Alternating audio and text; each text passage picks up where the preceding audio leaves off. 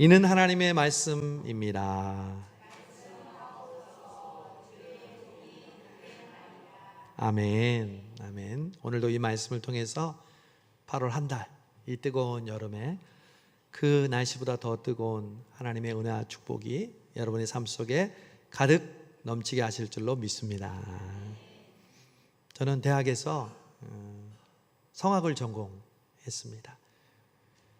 목사님은 왜 성악을 전공했는데 목사님이 되셨나요? 수많은 분들의 질문을 받았습니다. 혹시 여러분들도 궁금하신 분이 있었을 줄로 압니다. 오늘 그 궁금증을 해결해 드리겠습니다. 저는 청년들 나이 때 이걸 고민하고 또 고민했습니다. 왜냐하면 성악을 전공하고 남자가 졸업한다는 것은요, 정말 직업을 선택하는 것이 너무 폭이 좁아요. 제일 첫 번째는 성악을 전공하고 음악 선생님이 될 수 있었어요. 저는 대학 다닐 때 그래서 교직 과목을 이수해서 중등 우리 교사 자격증이 있습니다. 근데 제 마음속에 선생님을 직업으로 하고 싶은 마음이 들지 않았어요. 그리고 졸업하면 이제 그 당시에는 뭐 대우 합창단이나 이런 직업 합창단이 있어서 합창단으로 들어가는 것도 한 직업의 일환이었어요. 근데 합창단이 되는 것도 제 마음에 와닿지가 않았어요. 그럼 나머지 제 친구들은 뭘 했냐면 유학을 갔습니다. 독일, 이태리, 그리고 미국. 제 동기들 중에 그렇게 유학 갔다 온 친구들이 많이 있습니다. 근데 저는요, 그때 대학 다닐 때 등록금을 매번 내는 것도 너무 힘들었어요. 그런데 제가 유학을 간다는 것은 언감생심이라고 하죠. 하늘의 별따기였어요. 그런데 제가 어떻게 신학교에 가게 되었을까요?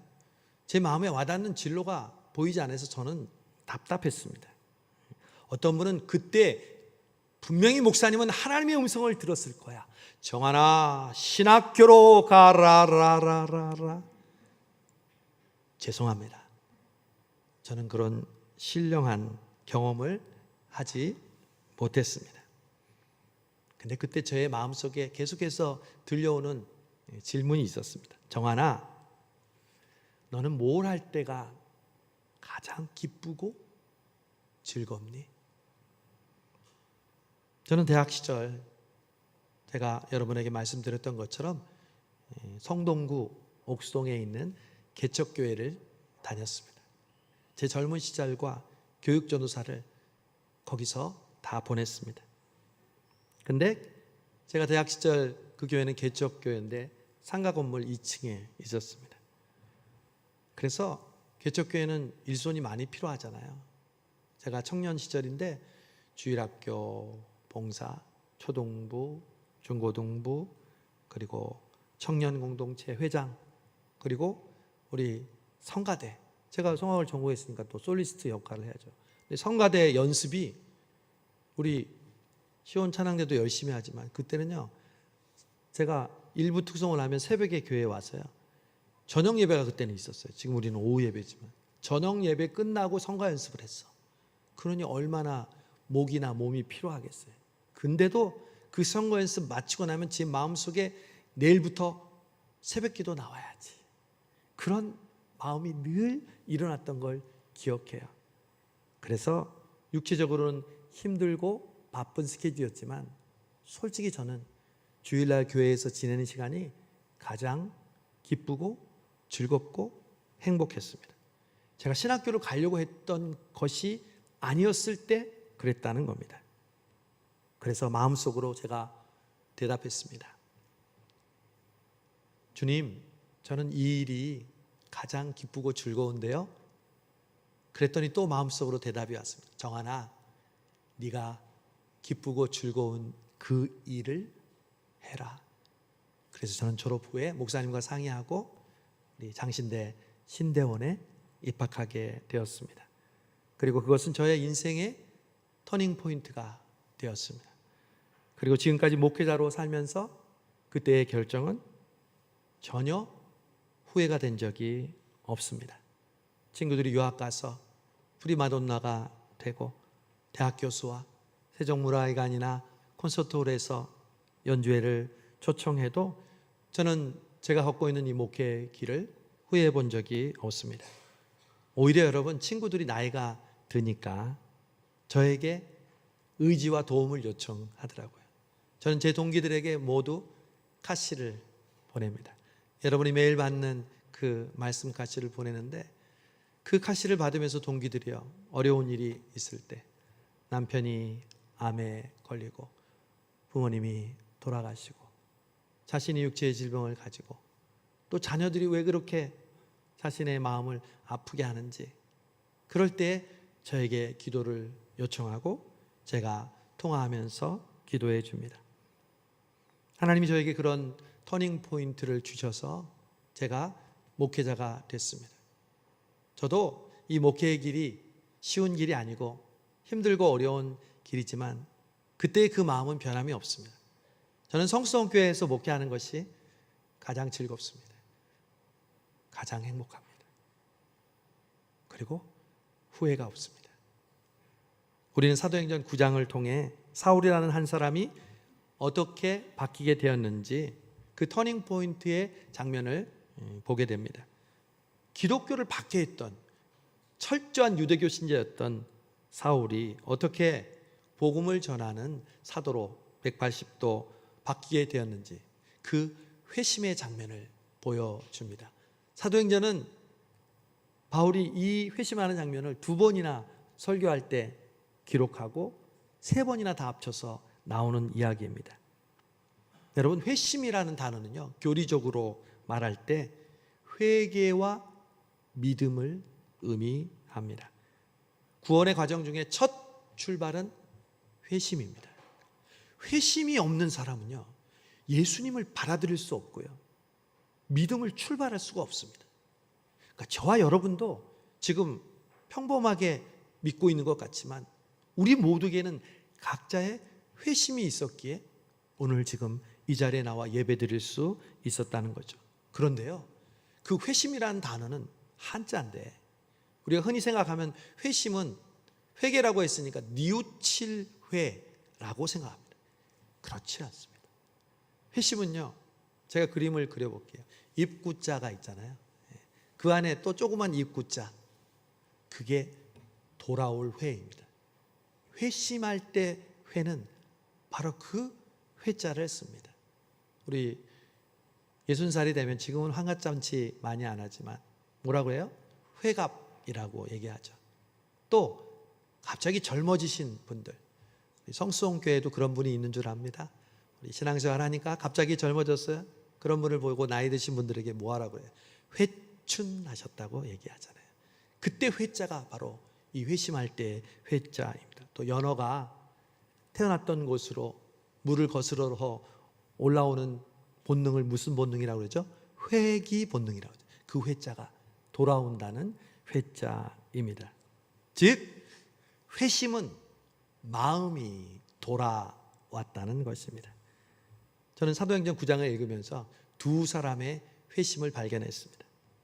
먼저는 사울의 회심이고 또 하나는 아나니아의 회심입니다. 우리가 읽은 본문이 아나니아의 회심이죠. 사도행전 9장은 그 회심과 회심이 서로 만나고 있습니다. 교회는 바로 그 회심이 일어나는 곳입니다. 매 주일마다, 그리고 하나님의 은혜를 부어주시는 그 시간과 그 장소에서 끊임없이 회심이 일어나는 그곳이 바로 교회라는 것이죠. 저는 이 여름을 다른 한마디로 회심의 계절이라고 표현하고 싶습니다. 이 뜨거운 여름, 휴가를 가고 제대로 우리의 일상을 누리기 불편한 이 시기가 우리 크리스찬들에게는 바로 회심의 절기라는 거죠. 내일부터 청소년부와 초등부가 여름 성경학교 수련회를 합니다. 저는 기도합니다. 그 기간을 통해 우리 아이들이 회심하게 하여 주시옵소서. 다음 주에 오후 2시에 여러분, 우리 성수동교회 유명한 우리 여름 찬양 수련회가 있습니다. 우리 세가족으로 등록하신 집사님들 꼭 오시기를 바랍니다. 우리 교회에 정말 하나님이 부어주시는 은혜를 경험할 수 있는 이 전교연 수련회를 준비하면서 하나님께서 우리에게 회심의 은혜를 주시겠구나 마음에 확신이 왔습니다. 병든 자가 고침을 받고 낙심하고 염려하는 자가 강하고 담대하라. 하나님이 주시는 용기와 평안을 주시는 회심의 역사가 일어나게 될 것입니다. 우리 청년 공동체도 가까운 곳이 아닌 일본으로 가서 하나님께서 우리 공동체에 부어주시는 하나 되는 회심의 역사가 일어날 줄로 믿습니다.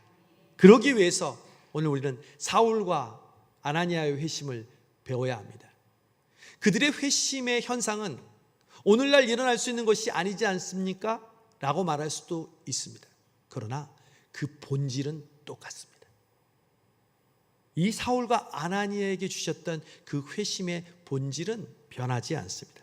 먼저 사울의 회심을 우리가 살펴봅니다. 사울이 회심하기 전의 모습을 오늘 9장 1절은 이렇게 얘기합니다. 사울이 주의 제자들에 대하여 여전히 위협과 살기가 등등하여. 우리는 여전이라는 단어를 주목해야 합니다. 여러분, 여전이라는 말은 이전부터 계속하고 있다는 거죠. 지금 새롭게 하는 것이 아니라는 거죠. 사울은 첫 등장이 오늘 9장에서 등장하는 것이 아니라 7장에서 제일 먼저 등장합니다. 바로 스데반 집사의 순교 때입니다. 그리고 스데반 집사가 복음을 전하자 유대인들이 그 자리에서 돌로 쳐서 스데반 집사를 죽입니다. 그때 증인들이 옷을 벗어 사울이라는 청년의 발 앞에 두었다고 말합니다. 즉 스데반을 돌로 칠 때 주동자가 사울이었고 리더가 사울이었다는 것입니다. 사울은 그 일 이후로 여세를 몰아서 곳곳에 숨어있는 그리스도인들을 추적하고 탐문하고 그들을 붙잡아 감옥에 가두었습니다. 그리고 예수 믿는 교회를 파멸시키겠다고 다짐합니다. 그래서 사울의 그러한 위협과 살기는 절정에 달해 있었습니다. 9장에서 절정에 달아서 예루살렘을 쥐잡듯이 뒤지고 이제는 그것도 모자라. 그 당시 예루살렘에서 240km나 떨어져 있는 다메섹에 그리스도인들이 많이 모여 있다는 소식을 듣고 그들을 일망타진할 계획을 잡습니다. 일단 공적인 효력을 얻기 위해서 우리 오늘날도 수사를 하려면 뭐가 있어야 돼요? 수사를 하려면 우리 수사에 대한 공적인 영장이 있어야 되잖아요. 마찬가지로 그때도 예수 믿는 사람들을 잡기 위해서 대제사장에게 영장을 미리 받습니다. 그리고 다메섹으로 가는 중이었습니다. 그런 사울의 모습을 어떤 성경학자는 이렇게 묘사했습니다. 야생 짐승이 먹이 앞에서 헐떡거리는 또는 코를 시근거리는 모습. 사울은 증오와 분노가 가득 차 있었습니다. 여전히 이전에도 그랬고 지금은 더욱 그래야 합니다. 여러분, 저와 여러분에게도 여전히의 모습이 있지 않습니까? 이전에도 그랬고 지금도 그것을 벗어내지 못하고 있는 우리들의 모습입니다. 우리는 그것이 잘못인지 알지도 못한 채 여전히 그 일을 행하고 있는 모습이죠. 여러분, 그러므로 회심 이전의 모습이 인간의 전적인 타락한 모습이었다는 것을 깨닫는 데서 출발합니다. 내가 전적으로 타락한 죄인 사울과 같은 죄인이었던 사실을 깨닫는 것이 바로 회심의 출발이라는 것입니다.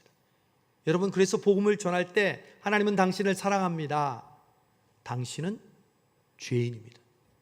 두 번째 복음의 내용이 당신은 죄인입니다. 그 죄인임을 깨닫는 것, 그것이 회심과 구원의 출발이라는 거죠. 그런데 사울은 그것을 깨닫지 못했습니다.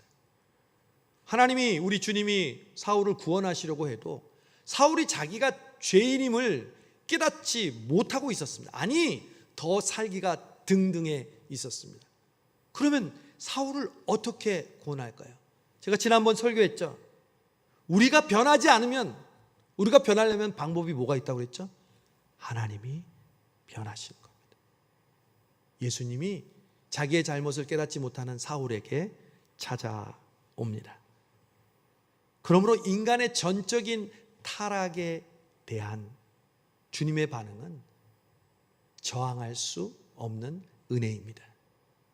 어거스틴은 그의 고백록에서 저항할 수 없는 은혜로 자신이 구원받았음을 고백했습니다. Irresistible grace. 내 힘으로, 내 원인으로 말미암은 은혜가 아니라 무조건적인 그분의 간섭과 그분의 찾아오심으로 사울은 비로소 자신이 죄인임을 깨달았다는 것입니다. 저항할 겨를도 없이 주님은 그를 거꾸로 들이시고 그의 눈을 멀게 하셨습니다. 위세등등하여 혈기와 분노로 가득한 그 사울이 이제는 눈을 떴으나 아무것도 볼 수 없고 가던 사람의 손에 질질 끌려 다메섹으로 들어갔습니다. 사랑하는 여러분, 저와 여러분은 그 불가항력적인 은혜로 이 자리에 오게 된 줄로 믿습니다. 여러분, 하나님께 구원받을 만한 공로나 그런 하나님께 칭찬받은 일을 해서 여기까지 왔다고 생각합니까? 우리는 아무도 그렇게 생각하지 않을 것입니다. 그러면 무엇 때문에 여기까지 왔습니까? 분명히 무엇이 있기에 저와 여러분은 이 자리에 믿음으로 지금 서 있는데, 그것은 바로 우리 주님의 불가항력적인 은혜, 저항할 수 없는 은혜, 무조건적인 사랑으로 저와 여러분이 이 자리에 온 줄로 믿습니다. 사울에게 임했던 그 불가항력적인 은혜는 오늘 우리에게도 임하시는 은혜입니다. 저는 말씀을 준비하면서 또 제 자신을 돌아봅니다. 제가 성수동 교회에 올 수 있었던 것은 과연 무엇 때문일까? 물론 제가 지원을 했죠. 우리 정비위원회에서 여러분이 또 투표를 해주시고, 그러나 저의 목회 인생 전체를 통해서 저를 훈련하시고 부목사로 훈련하시고 또 미국으로 보내주셔서 개척하게 해주시고, 개척에 9년 동안 청년들과 함께 몸부림치게 해주시고, 또 한국에 와서 또 청년들과 함께 목회하게 해주시다가 과연 담임 목사를 어디로 보내실지 저는 알 수 없었습니다. 돌이켜보니 벌써 6년이 지나고 이제 내년이 7년째입니다. 제가 이제 7년은 안식년을 우리 서울로회에서는 7년째는 하는데, 하나님께서 저를 왜 성수동 교회에 보내셨을까? 말씀을 준비하면서 답을 발견했습니다. 저항할 수 없는 은혜, 불가항력적인 은혜, 그것이 저를 성수동 교회로 이끈 줄로 믿습니다. 제가 왔을 때는 여러분 기억하시죠? 코로나가 그냥 가장 피크에 있었어요. 예배도 모일 수 없었어요. 근데 성수동 교회라는 교회가 저를 데려오려고 설교를 시키고 회의를 하고, 그거 지나고 하면 될 텐데 그 와중에 저를 부르고 또한 청빙을 해서요, 제가 이곳에 와보니 바로 이것이 저항할 수 없는 은혜였구나. 저는 그것이 유일한 해답이고 하나님이 저를 이곳 성수동 교회로 부르신 이유인 줄로 믿습니다. 여러분도 마찬가지예요. 왜 여러분이 성수동 교회에 왔어요? 그 많은 교회 가운데 여러분이 오랫동안 성수동 교회에 다니신 분도 왜 내가 지금 성수동 교회에 다니고 있어요?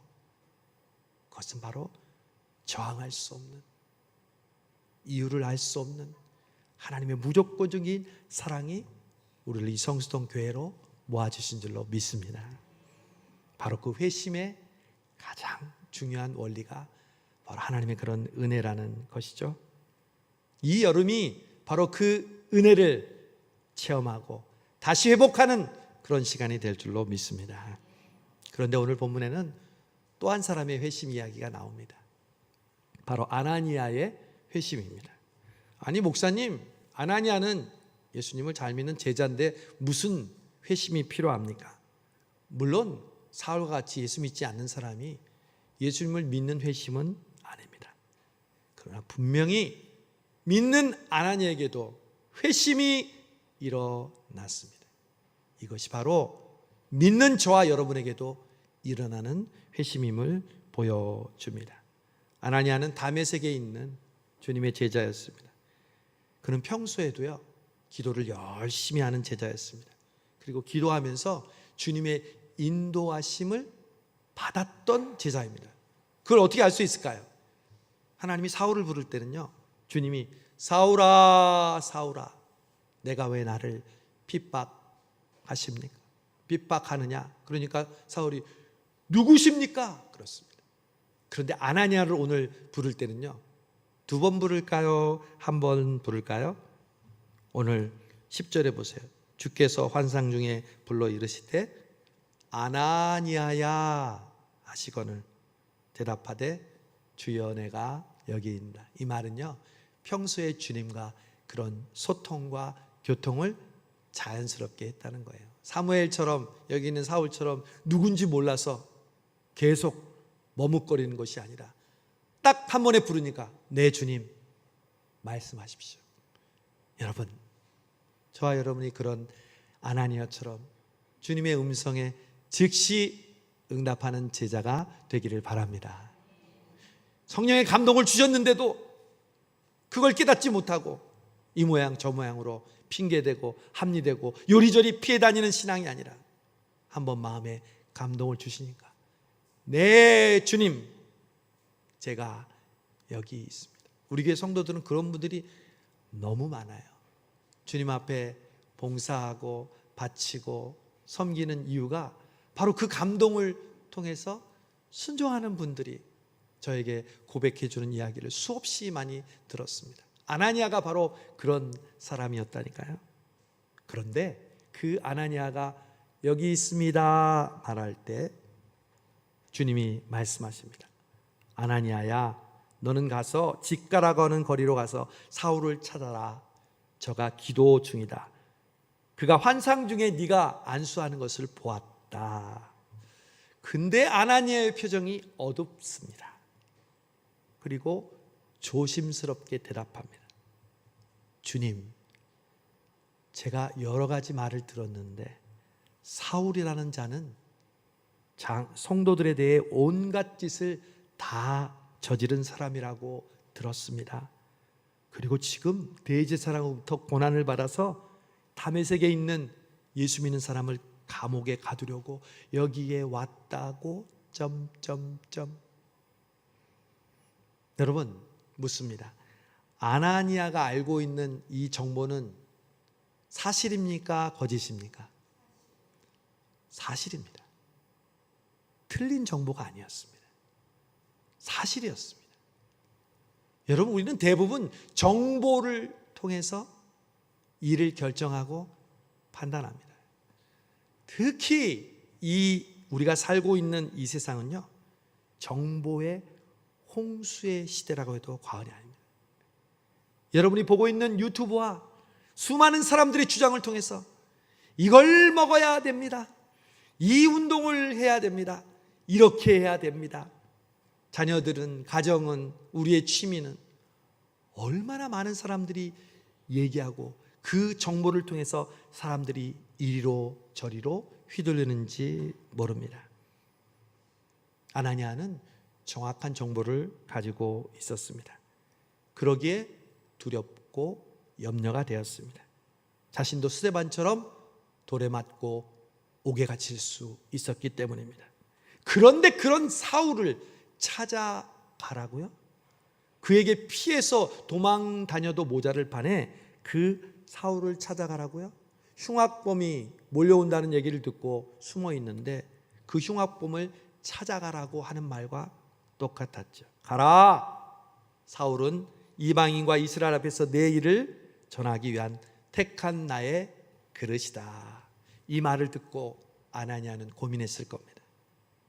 그러나 아나니아는 결국 자기의 생각과 정보에 근거한 판단을 내려놓습니다. 이것이 바로 회심입니다. 믿지 않는 이가 예수님을 믿을 때도 돌아오는 회심이 필요하지만, 믿는 사람들도 자기의 생각과 판단을 내려놓고 예수님의 생각으로 돌아오는 것이 바로 회심인 줄로 믿습니다. 그래서 회심은 믿지 않는 사람에게만 일어나는 것이 아니라 믿는 우리에게도 매번 일어나는 사건입니다. 주변의 상황과 환경은 우리 보고 세상 사람처럼 행동하라고, 살아가라고 말하지만, 주님은, 성령님은 그와 정반대의 삶을 살아가라고 이야기합니다. 이 뜨거운 여름 누가 집을 벗어나라고 합니까? 벗어나면 땀나고 힘들고 스트레스 받고 열사병도 걸린다는데, 왜 여러분은 이 더운 여름에 이 예배의 자리로 나오셨습니까? 우리 교회가 시원했습니까? 물론 시원합니다. 우리가 에어컨을 2대 새로 놓고 하니까 전혀 정말 그런 더위에 대한 걱정은 없어요. 그러나 우리가 그 더위에 근거해서 온 것이 아니라 바로 그 세상 사람들의 정보와 판단을 거스리는, 하나님을 예배하지 않고는, 하나님의 은혜와 축복을 받지 않고는 이 한 주간을 살아갈 수 없기에 여러분은 주님의 말씀에 순종하여 이 자리에 나온 줄로 믿습니다. 여러분, 아나니아는 자신의 정보에 근거한 생각을 포기하고 사울을 찾아갑니다. 회심이 일어난 것이죠. 물론 주님의 뜻이 우리의 생각과 항상 정반대라는 말씀은 아닙니다. 오해하지 마십시오. 그러나 우리의 생각과 주님의 뜻이 다를 때가 많다는 것을 우리는 인정해야 합니다. 사도행전은 그러한 회심으로 개인과 교회의 복음의 역사가 일어나는 것을 강조합니다. 예를 들면 그 다음 장 사도행전 10장에 보면요, 베드로의 회심이 나옵니다. 베드로가 이전에 어떤 판단과 생각을 가지고 있었습니까? 자신은 율법에 있는 것처럼 부정한 음식을 먹지 않는다는 거죠. 그래서 환상으로 부정한 음식이 담긴 보자기가 내렸는데 그걸 먹으라고 그러니까 저는 절대 먹을 수 없습니다. 그렇게 살아오지 않았습니다. 그것은 율법에 어긋난 것입니다. 목소리가 들려옵니다. 베드로야, 내가 거룩하게 한 것을 네가 왜 부정하다 하느냐? 그리고 문을 두드리는 소리를 듣고 이방인 고넬료가 보낸 종들을 따라 이방인의 집에 들어가 복음을 전하고 그 모든 집안이 구원을 받습니다. 여러분, 베드로조차도 자신의 경험과 자신의 주관에 갇혀 있는 그때 주님께서 베드로를 회심시켜 주셔서 이방인과 땅끝까지 복음을 증거하게 되는 그 역사를 베드로를 통해서 이루어 주신 것을 봅니다. 또 사도행전 16장에는 사울이 바울이 되어 하나님께서 사용하시는 사도가 되었음에도 그에게 회심이 일어나는 것을 보여줍니다. 바로 자신은 아시아의 큰 도시 비두냐로 가려고 계획을 하고 있었습니다. 바울은 철저한 아이 성향의 계획적이고 준비를 철저히 하는 사도였습니다. 그런데 갑자기 생각지도 않은 마게도냐에서 오라는 손짓을 환상 중에 봅니다. 그리고 그는 그의 생각을, 계획을 접고 비두니아가 아닌 마게도냐로 가서 빌립보와 또 데살로니가와 나아가 고린도에 있는, 유럽에 있는 그 교회들을 개척하게 됩니다. 여러분, 그러므로 우리에게는 늘 회심이 필요합니다. 이 여름을 맞아서 저와 여러분이 경험해야 될 것이 바로 이 회심입니다. 우리가 옳다고, 우리가 맞다고, 우리가 이 정도면 괜찮다고 생각하는 그 생각을 주님께서는 내려놓고, 아니라 내가 너에게 정말 원하는 것이 있다. 사울에게 찾아가라. 고넬료의 집을 방문해라. 비두니아가 아니라 마게도냐로 나아가라. 이것이 바로 선교의 역사고 교회의 역사였습니다. 여러분의 인생도 마찬가지입니다. 그냥 여러분이 추구하고 여러분이 생각하는 그 길이 아니라 우리 주님께서 주시는 그 생각으로 여러분의 생각과 삶을 바꿀 때 우리에게 회심이 일어나며 우리에게 하나님의 놀라운 성령의 역사가 일어나는 줄로 믿습니다. 저는 여러분에게 자주 어거스틴의 회심을 설교 중에 이야기했습니다. 저는 오늘 또 그것을 전하고 싶은 감동이 왔습니다. 왜? 어거스틴의 회심은 오늘날 저와 여러분들의 회심과 너무나 비슷하기 때문에 그렇습니다. 어거스틴은 18살에 아들을 낳고 이방 종교인 마니교를 9년간 신병하면서 어머니 모니카의 기도와 그러한 마음을 아프게 했습니다. 그러나 그 마니교에 심취했던 허망함을 깨닫기 시작하고 로마로 갑니다. 거기서 29살 때 밀라노의 교부 암브로시우스를 만나고 신앙의 지도를 받습니다. 그리고 결국 32살 때 그의 위대한 회심이 일어납니다.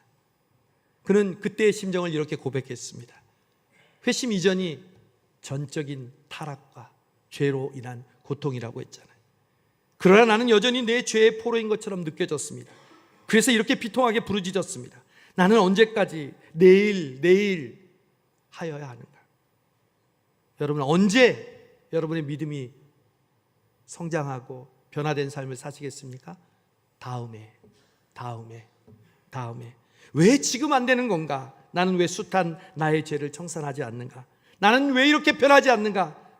나는 내내 울면서 이렇게 자문했습니다. 내 마음속에서 가장 비통한 슬픔이 눈물로 쏟아진 것입니다. 그런데 그때 난데없이 나는 근처 어떤 집에서 들려오는 어린 아이들의 노랫소리를 들었습니다. 그것이 소년의 음성인지 소녀의 음성인지 모르겠으나 들고 읽어라, 들고 읽어라, 이 노랫소리가 계속 연거푸 들려왔습니다. 그때 나는 곰곰이 생각해 보았습니다. 어린아이들이 이런 노래를 부르며 노는 어떤 게임이 있었는가? 그러나 전에 그런 것을 들어본 기억이 없었습니다. 난 눈물을 그치고 일어났습니다. 이것이 바로 성경을 펴서 내 눈이 처음으로 머무는 구절을 읽으라는 하나님의 명령일 것이라고 중얼거리면서 내가 방금 전에 앉았던 곳으로 뛰어갔습니다. 거기에서 바울 서신이 수록된 책을 내려놓고 떠나왔기 때문입니다. 나는 달려가 그 책을 움켜쥐고 그냥 폈습니다. 그리고 조용히 내 눈이 처음으로 닿는 곳을 읽었습니다. 방탕과 술 취함을 말며 음란과 호색하지 말며 쟁투와 시기하지 말고 오직 예수 그리스도 옷 입고 정욕을 위하여 육신의 일을 도모하지 말라. 나는 더 읽고 싶지 않았습니다. 아니, 그럴 필요가 없었습니다. 내가 그 구절을 읽는 순간 확신의 빛이 밀물처럼 내 마음속으로 밀려 들어오고 모든 의심의 어둠이 사라진 것 같았습니다. 사랑하는 여러분, 성수동교회를 섬기는 저에게는 꿈이 있습니다. 제가 섬기는 성수동교회가 바로 이런 회심이 일어나는 교회가 되는 것입니다. 믿지 않는 이들은 믿음의 회심을, 믿는 이들은 자신의 생각을 버리고 주님의 생각으로 바뀌는 회심이 일어나는 교회가 되는 것이 바로 저의 꿈이요 저의 소망입니다. 그러기 위해선 누가 가장 먼저, 누가 가장 많이 회심해야 할까요? 열심히 교회 다니지 않는 분? 봉사하지 못하시는 분? 교회를 잘 출석하지 못하는 분? 아니요. 바로 담임 목사인 제가 먼저 회심해야 될 줄로 믿습니다. 여러분, 저를 위해 기도할 때 우리 담임 목사님 끊임없이 회심하게 하여 주옵소서. 자신의 생각을 내려놓고 하나님이 원하시는 그 생각으로 목회하게 하여 주시옵소서. 여러분, 저를 위해 기도해 주시기를 바랍니다.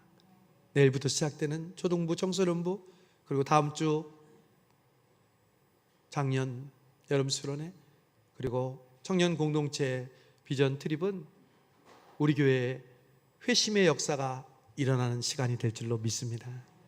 여러분 다음 주에 다 나오세요. 회심해야 될 부분이 우리에게 있다니까요. 그것을 깨닫게 해주시는 시간이라니까요. 뜨겁게 찬양하고 기도하고 말씀 들을 때 우리의 생각을 바꾸어 주시고 우리의 마음을 변화시켜 주시고 여러분의 육신을 치료하여 주시고 여러분의 무너진 관계를 하나님께서 다시 세워 주실 줄로 믿습니다. 그 회심을 사모하십시오. 그 회심을 위하여 기도하십시오. 이 뜨거운 여름 성수성교회 그 회심의 역사가 일어나고 그 회심의 주인공이 여기 있는 여러분 한 심령 한 심령 되시기를 주님의 이름으로 축복합니다.